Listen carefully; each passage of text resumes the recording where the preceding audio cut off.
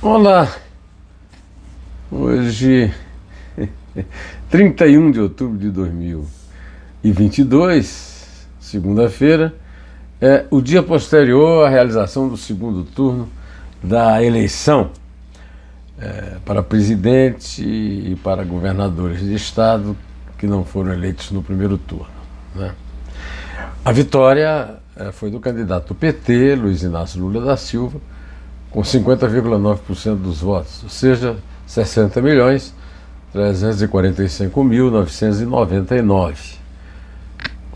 Uma maior votação que um candidato a presidente já teve, mas a vitória mais apertada de uma história eleitoral presidencial no Brasil. Pois Jair Bolsonaro, do PL, teve 49,1%, né? Ou seja, não teve 2%, 2 pontos percentuais a vitória do Lula. O Bolsonaro teve 58.206.354 e houve 5.700.443 votos brancos e nulos. Não há nenhuma dúvida da legitimidade da votação do Lula, e essa é a base para uma afirmação de que a maior derrota do Bolsonaro, do que mesmo da votação, foi a derrota do seu discurso principal, o discurso de que a apuração dos votos feita em urnas eletrônicas facilitava a fraude.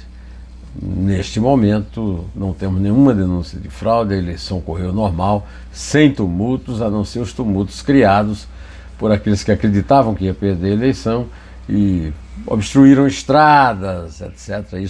Sobre isso nós conversaremos depois. Então, antes, nós vamos dizer que a primeira grande vitória foi a vitória da obviedade de que as urnas eletrônicas não têm mais facilidade de serem fraudadas e muito menos dificuldade de apuração de votos, né?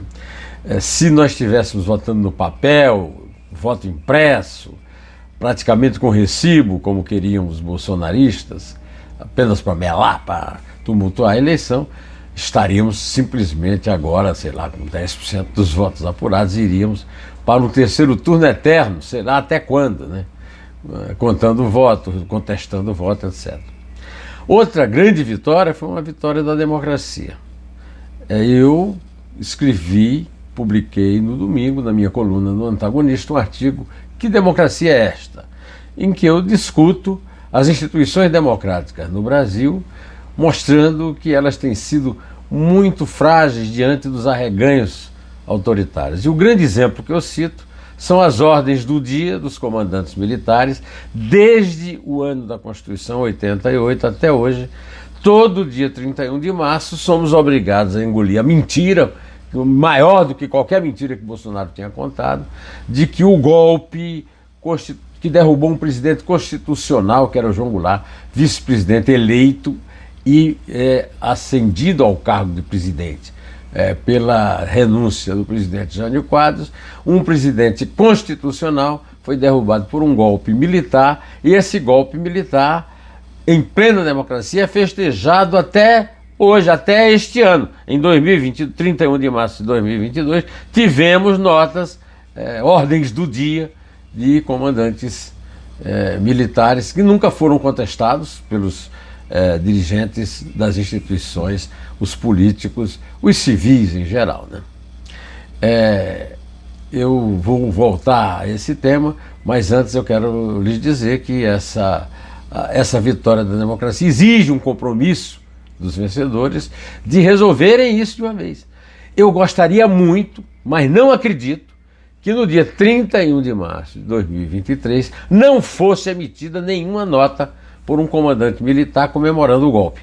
E se fosse, que esse comandante fosse punido, fosse detido, fosse repreendido, fosse demitido, tá certo? Não acredito que vá acontecer, não acredito que o Lula terá força política e disposição para fazer isso. De qualquer maneira, isso vamos ter que esperar para ver, né? Bom, a grande vitória também foi a vitória dessas instituições, porque elas foram combatidas dia e noite pelo desgoverno instalado com a vitória legítima e constitucional de Jair Bolsonaro em 2018. A vitória não foi do Lula nem do PT, apesar de a votação ter sido dada ao Lula e ao PT, a maior votação que já foi dada a um presidente da República. O Lula foi eleito pela terceira vez e se comprometeu num belo discurso que fez lá no hotel, na região da Avenida Paulista, para uma multidão, de que não disputará a reeleição. Não basta, Lula. O compromisso que a nação precisa de você é que você lidere um processo de uma revisão constitucional que simplesmente impeça a reeleição. A reeleição no Brasil foi adotada sob inspiração da reeleição americana, mas não tem nada a ver. Nos Estados Unidos, o presidente só pode ser reeleito uma vez, depois nunca mais. No Brasil pode ser reeleito infinitas vezes, desde que de 2 em 2 mandatos seja substituído por outro. É um absurdo, é uma afronta à democracia e ela precisa ser enfrentada. Quer dizer, não adianta o Lula falar em... aliás, todos prometem acabar com a reeleição, todos descumprem esse compromisso, né? Mas, mesmo que o Lula cumpra o compromisso, ele estará em falta, porque o que precisamos ter é o fim da reeleição. Ele não tem nem motivo ideológico, porque ele sempre se disse contra a reeleição. A reeleição foi instituída por seu principal adversário no fim do século passado, o tucano Fernando Henrique Cardoso, que votou nele ontem, mas a verdade é que ele vai precisar ter muito caráter e muita força e muita temperança para fazer isso. De qualquer maneira, eu não gosto muito desse negócio de cantar sobre o ovo posto, mas vou ser obrigado a lembrar que eu tenho dito, sempre que me perguntaram quem vai ganhar, na rua ou aqui, eu sempre tenho dito, não sei quem vai ganhar, mas sei que quem ganhar não governará, porque o Brasil estará dividido ao meio. Eu esperava que o Brasil estivesse dividido ao meio, como se mostrou na eleição, mas não esperava que fosse nesse grau. Foi a eleição mais apertada da história, 1.800.000 votos, mais ou menos, a mais para o vencedor, e isso mostra que ele terá muita dificuldade, que metade da nação estará contra ele, e essa metade é uma metade que se reúne numa bandeira que não tem nada a ver de partidária, é uma bandeira do antipetismo. E o antipetismo nasceu das investigações da Lava Jato sobre a corrupção dos governos de Lula e Dilma, do PT, na Petrobras principalmente, mas não só lá. Então, é outra coisa que nós exigimos do compromisso do novo governo. O novo governo não é do PT, é um governo que contou com o apoio de todo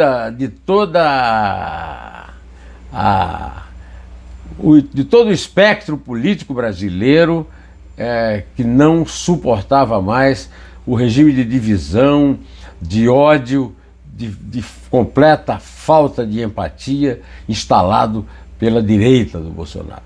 E a verdade é que da eleição saiu um presidente legítimo que vai governar e que para isso precisa entender e cumprir as belas palavras de seu discurso no hotel lá na Paulista. Ou seja, que governará para todos os brasileiros. Todos prometem, nenhum cumpre.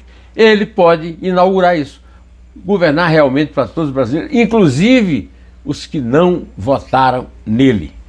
Essa é outra missão, outra tarefa difícil, complicada do presidente eleito Luiz Inácio Lula da Silva. Um outro compromisso que eu cobro do Lula é que ele precisa cumprir o que ele fez nos seus 2 governos anteriores, que foi dar atenção ao abandonado sertão, o semiárido brasileiro, o sertão do Nordeste.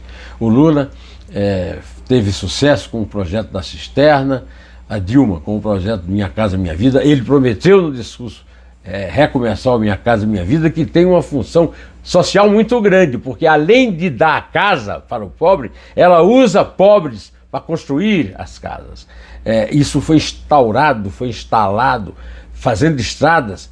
Não é Pitácio Pessoa, o primeiro presidente nordestino, o único presidente paraibano, no começo dos anos 20, no ano exatamente que se comemorou o primeiro centenário da independência do Brasil, e nós estamos agora no segundo centenário, na hora de que Lula cumpra aquilo. Aliás, no centenário também, em 2023, da publicação do livro A Paraíba e Seus Problemas, de José Américo de Almeida, em que ele relata a administração pioneira do Epitácio, dando voz e dando ouvidos à população sertaneja, que sempre foi desprezada pelos maiorais da elite que comanda o Estado brasileiro. Esse é outro compromisso que o Lula deverá cumprir. Eu tenho certeza que esse ele cumprirá, não apenas porque ele é nordestino, ele é pernambucano, mas também, principalmente, porque isso faz parte da sua tradição de gestão.